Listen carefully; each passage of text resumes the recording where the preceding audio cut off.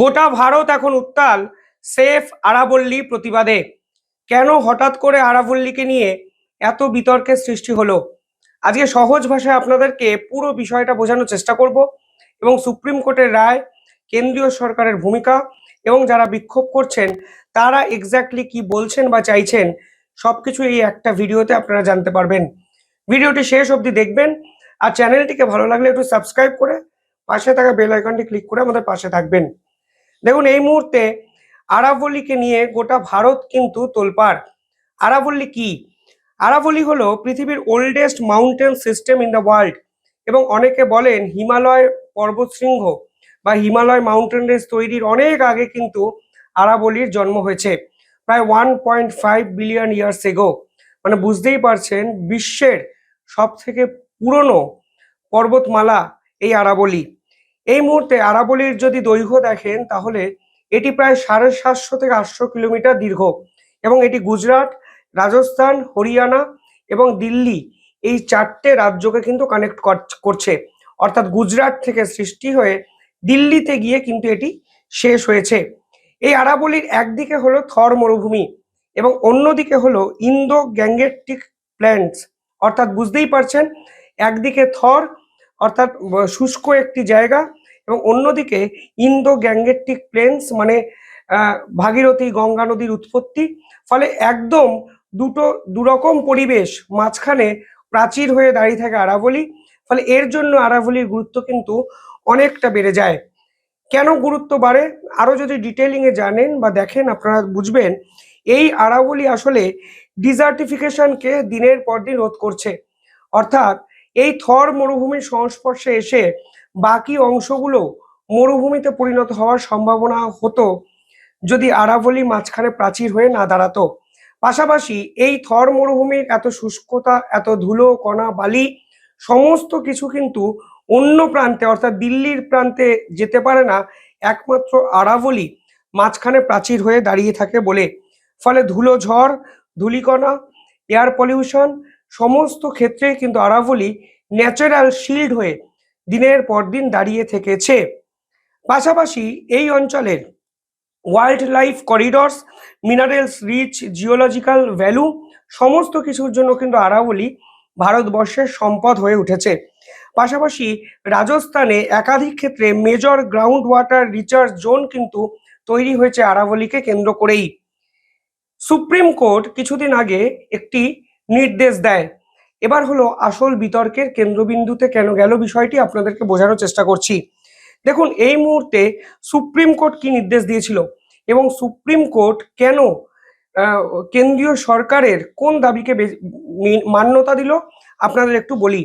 কেন্দ্রীয় সরকার এবং supreme court একটি অদ্ভুত যুক্তি আরাবল্লীকে কেন্দ্র করে সকলের সামনে পেশ করেছে। এই আরাবল্লীতে মাইনিং এবং এনভায়রনমেন্টাল প্রোটেকশনের জন্য সুপ্রিম কোর্টে একটি মামলা হয়।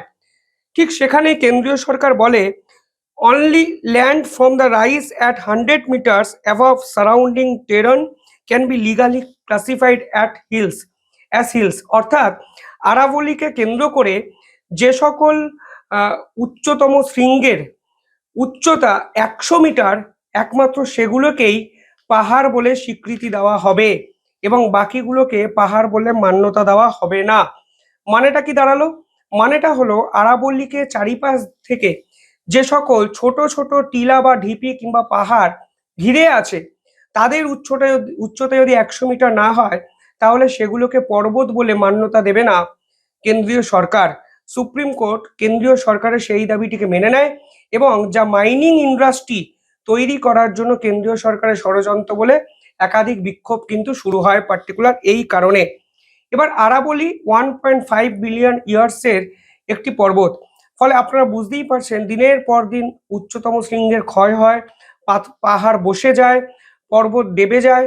ফলে এই উচ্চতা কতটা 100 মিটার হয়ে আছে বা কতগুলো শৃঙ্গের উচ্চতা 100 মিটার সে বিষয়ে তো প্রশ্ন চিহ্ন উঠবেই। ফলে বহু শৃঙ্গ এরকম দেখা যাবে 100 মিটার উচ্চতায় দাঁড়িয়ে নেই। ফলে সবকটি পাহাড় নয় এই দাবি কিন্তু এক্সপার্টরা মানতে চাইছেন না।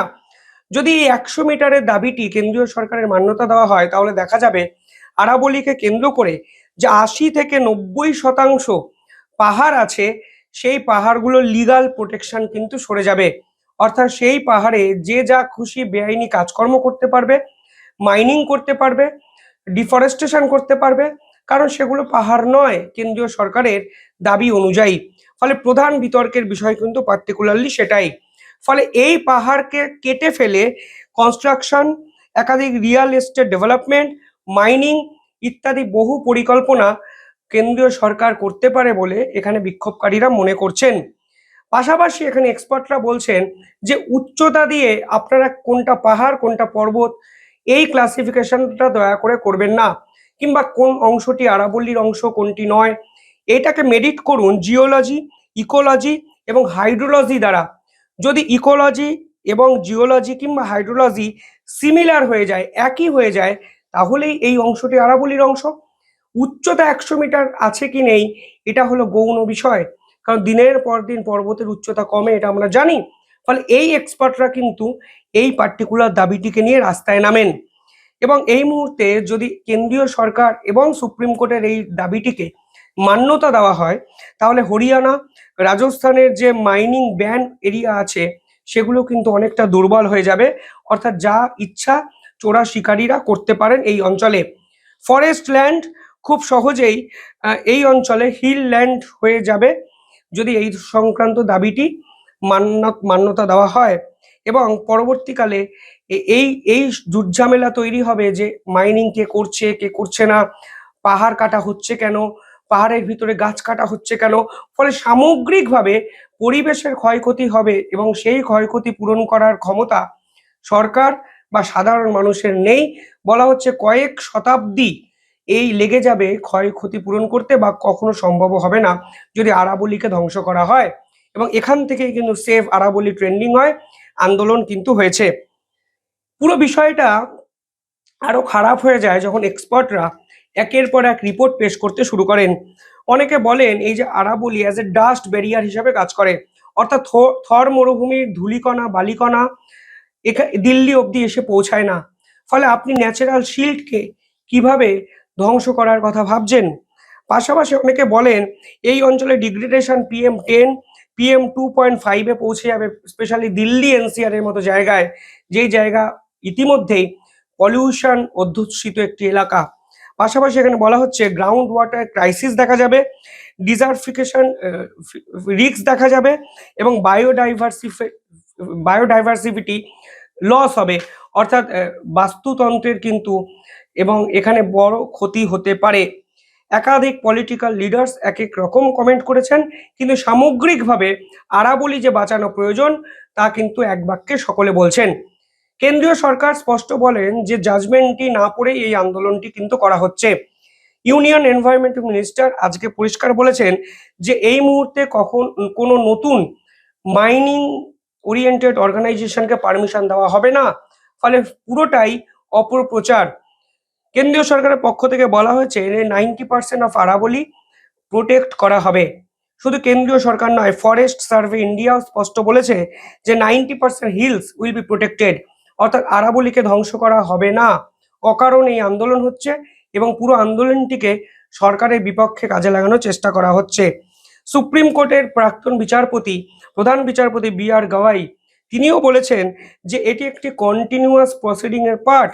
মানে প্রত্যেকটি মাইনিং এর পর আবার বিচার হবে, আবার দেখা হবে কতটা মাইনিং করা সম্ভব কতটা সম্ভব নয়। অর্থাৎ অকারণ এই প্রতিবাদ কেন, এবং এই প্রতিবাদ আসলে সরকার বিরোধী প্রতিবাদের আকার ধারণ করেছে আরাবল্লীকে সামনে রেখে। সব মিলিয়ে উত্তাল ভারতের রাজনীতি এবং আরাবল্লীকে কেন্দ্র করে যে নজিরবিহীন বাস্তবতা বা চিত্র আমাদের সামনে এসে পড়লো তা কিছুটা আনএক্সপেক্টেড, এবং এই পুরো বিষয়টি কোন দিকে যায় আমরা দেখার জন্য অপেক্ষা করব। আপনারা কিভাবে দেখছেন পুরো ইস্যুটি কমেন্টে জানাবেন। দেখতে থাকুন দ্য ইন্ডিপেন্ডেন্ট নেটওয়ার্ক। ধন্যবাদ।